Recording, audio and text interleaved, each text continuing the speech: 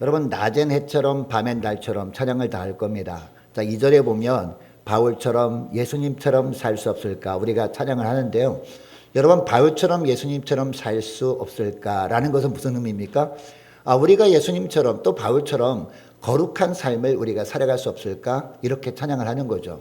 여러분, 우리가 이런 소망을 왜 갖습니까? 우리가 예수 믿은 자가 되었기 때문이죠.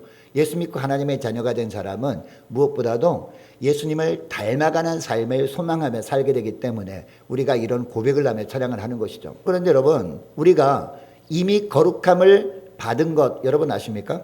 히브리서 10장 10절 말씀에 보면 이런 말씀을 합니다. 이 뜻을 따라 예수 그리스도의 몸을 단번에 들이심으로 말미암아 우리가 거룩함을 얻었노라 라고 합니다. 우리가 이미 거룩함을 얻었다라는 거죠. 주님 보실 때 거룩한 존재가 되었다라는 거죠.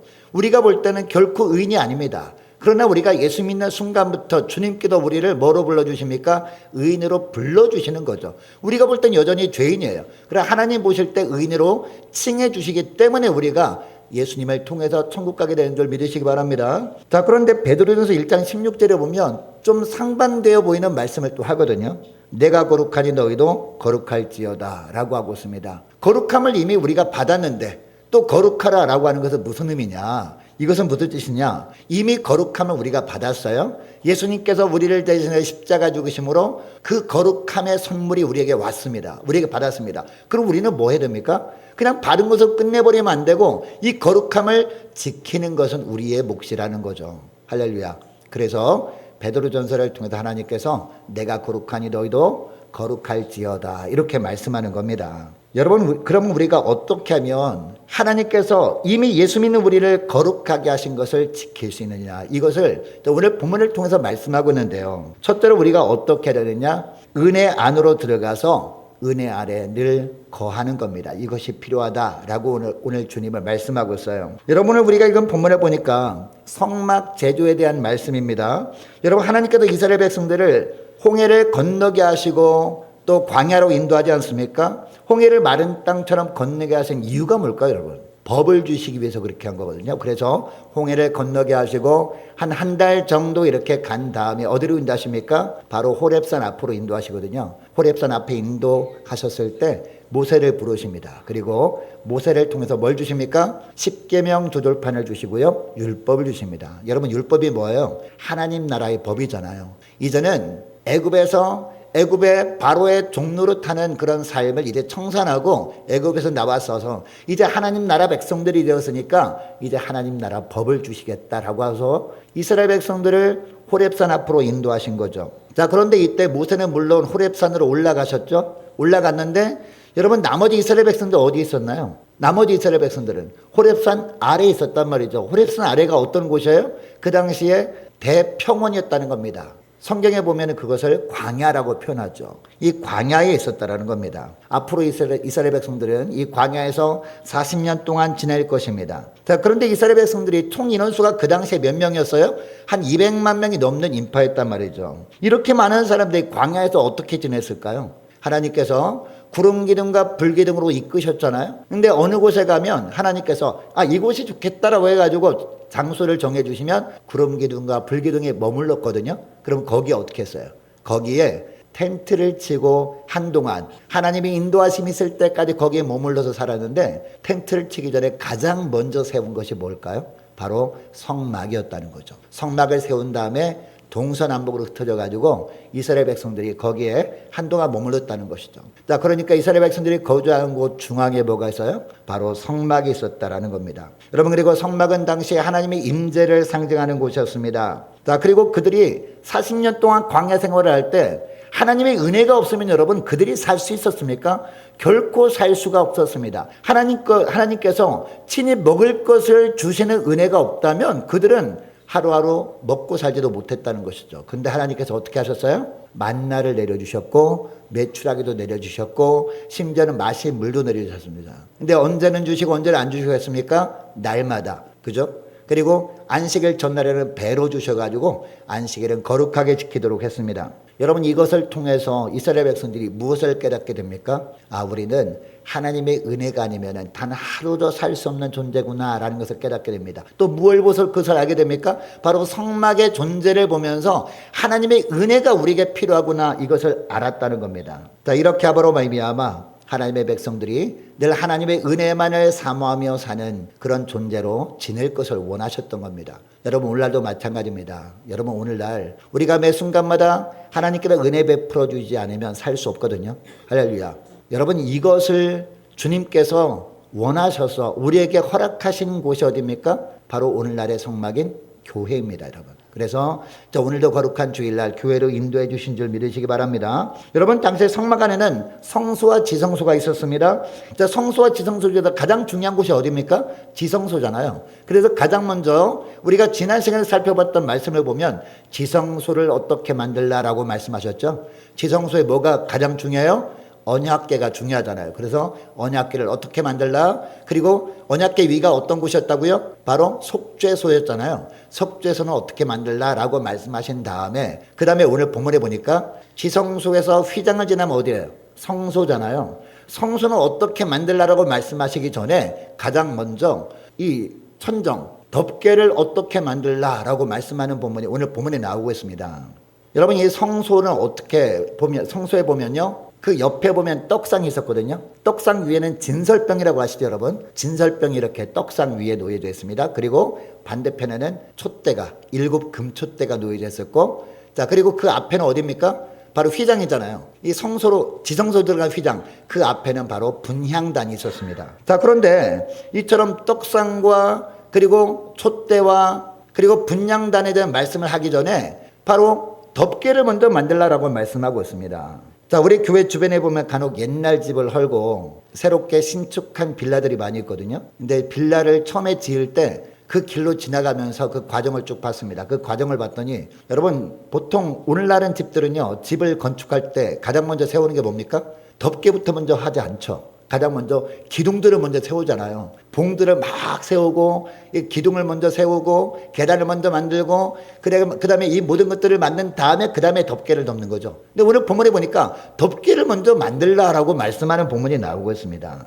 여러분, 이것은 무엇을 의미하느냐? 지성소에 안치되어 있는 중요한 게 뭡니까? 언약궤잖아요. 언약궤 무엇을 의미합니까? 바로 말씀을 의미합니다. 무슨 얘기냐? 어떤 경우에도 하나님의 말씀은 철저하게 안전하게 보호되어야 한다, 이 말씀을 하는 거죠. 자, 1절 말씀도 보시기 바랍니다. 1절 말씀을 다시 보니까 너는 성막을 만들되 무엇으로? 가늘게 꼰 배실과 청색 자색 홍색 실로 그룹을 정교하게 수놓은 10폭의 휘장을 만들지니 라고 하고 있습니다. 여러분, 여기 말하는 그룹은 무엇을 말한다고요? 천사를 말합니다. 그룹은 천사입니다. 그리고 여러분, 왜 하필 가늘게 꼰 배실로 만들라고 할까요? 그리고 청색, 자색, 홍색 실로 복잡하게 이렇게 만들려고 한 이유가 뭘까요? 다 의미가 있다라는 것이죠. 여러분, 여기 배실은요, 무엇을 의미하느냐? 예수님의 순결한 성품을 의미하는 거죠. 자, 그리고 청색은 무슨 의미냐? 예수님의 거룩한 성품을 의미하는 거거든요. 자, 그리고 자색은 예수님의 공의를 뜻하고요. 그리고 홍색은요, 무엇을 의미할까요? 홍색은 붉은색이잖아요. 예수님의 보혈을 의미하는 겁니다. 자, 그러니까 바로 청색, 자색, 홍색 실과 가늘게 꼰 배실은 누구를 의미합니까? 바로 예수 그리스도를 의미하는 거죠. 자, 이어지는 2절부터 6절까지 말씀 보니까 이 첫 번째 휘장에 대한 설명이 나옵니다. 여러분, 여기서 말하는 휘장은 뭘 말할까요? 각 집안에 보면요, 이 유리창에 커튼이 없으면 너무 햇빛이 쪼여가지고 힘들잖아요. 그래서 커튼을 만들지 않습니까? 바로 그 당시에 휘장은 커튼을 의미하는 겁니다. 자, 그런데 휘장을 어떻게 만들라라고 하고 있습니까? 5개의 휘장을 이어서 하나의 덩어리로 만들라. 오늘 쭉 말씀드리면 복잡하니까 간단하게 말씀드립니다. 5개의 휘장을 이어서 하나의 덩어리를 만들라라는 의미거든요. 그리고 5절에 보니까 특별히 어떤 말씀합니까? 휘장 끝 폭가에 고신계를 달며, 여러분, 여기서 고는 뭘 말할까요? 고리를 말하는 거예요. 고리는 동그란 고리 있잖아요. 우리가 커튼을 이렇게 걸 때 동그란 고리, 이걸 고리를 말합니다.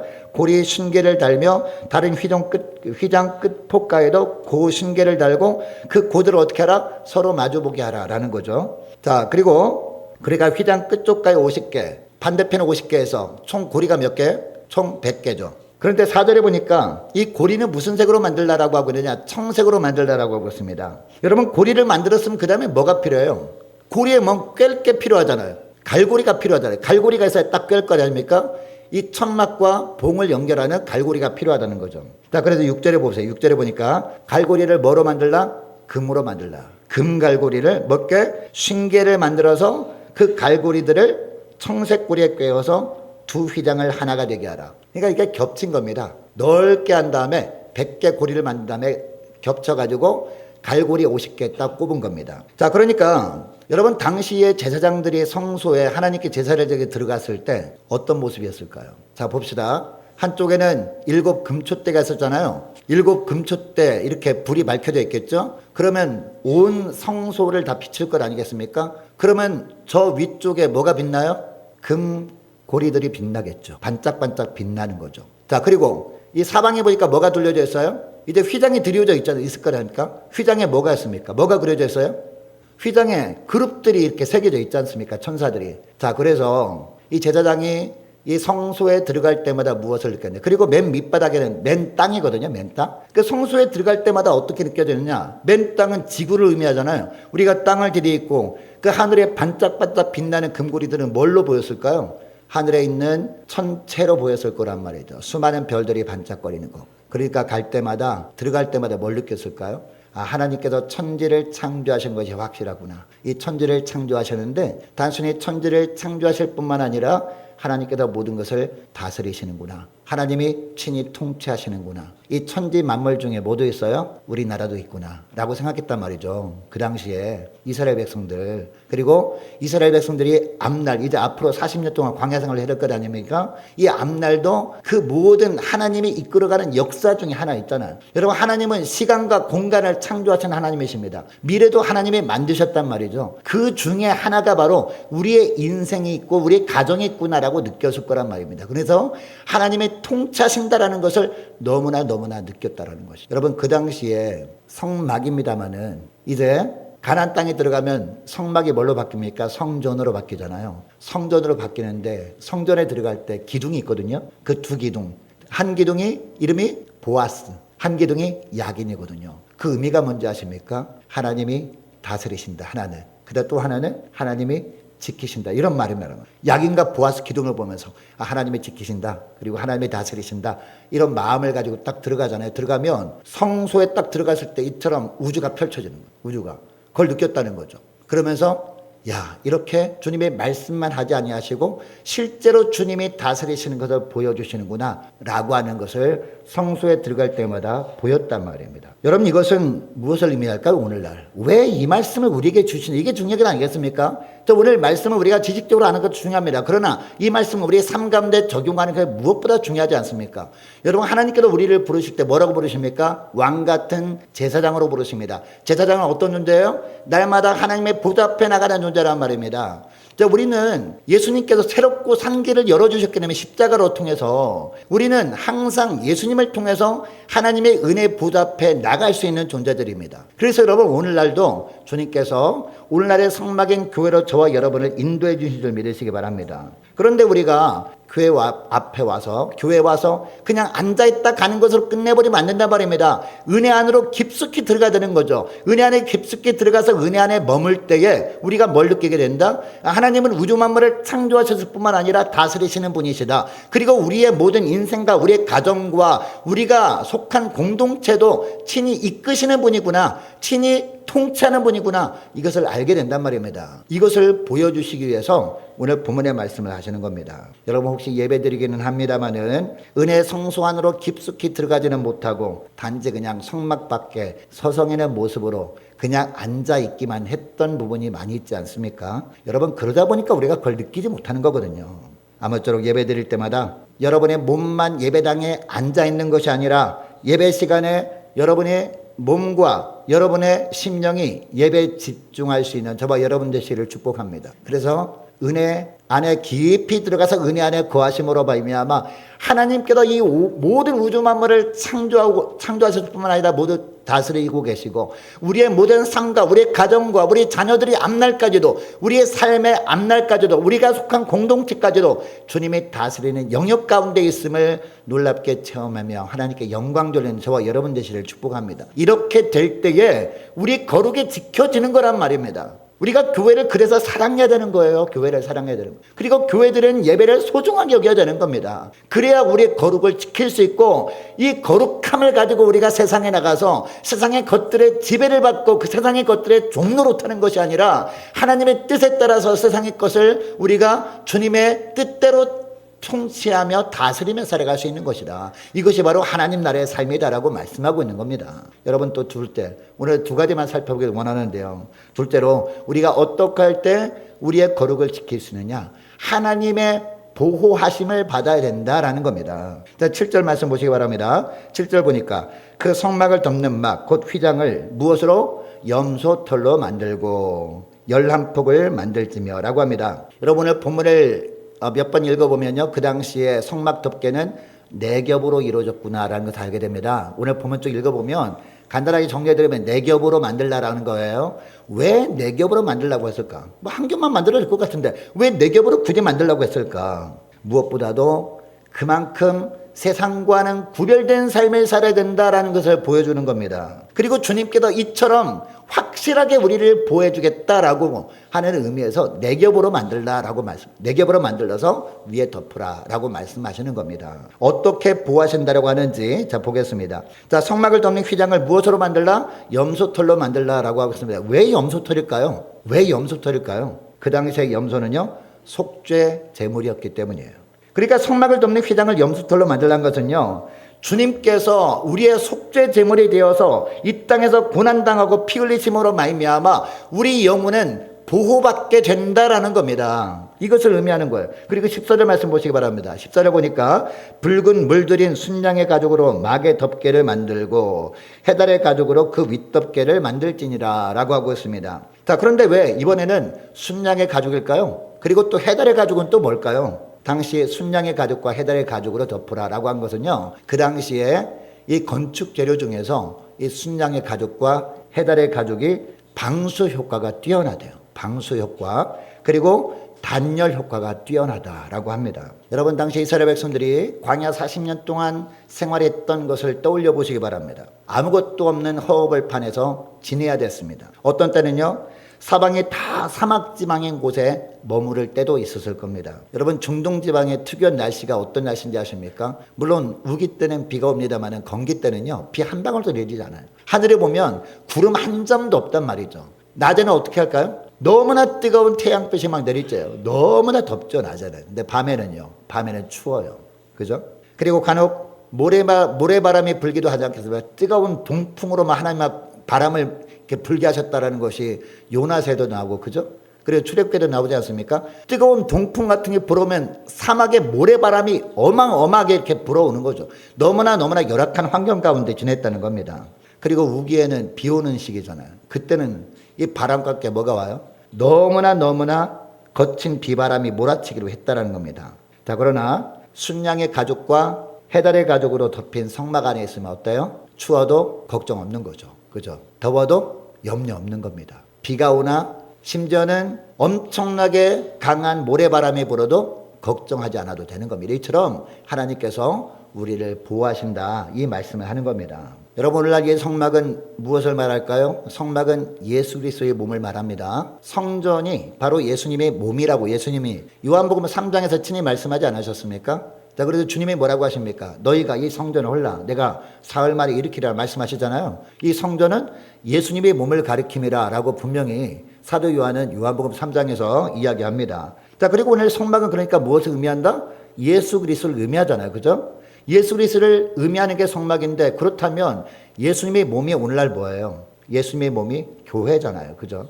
자, 그래서 이 성막을 교회다라고 우리가 여길 수 있는 겁니다. 여러분 아직 예수 믿지 않는 세상 사람들이 보기에 우리가 교회 다니는 것이 어떻게 비칠까요? 뭐 교회 다닌다고 돈이 나오나 떡이 나오나 이런 이야기를 하시거든요, 사실. 예. 아니 저 사람이 왜 교회를 다닐까? 교회 다닌다고 돈이 나오는 것도 아닌데 오히려 돈을 갖다 바치는데 그죠? 헌금하잖아요. 믿지 않는 사람이 그렇게 표현을 하더라고요.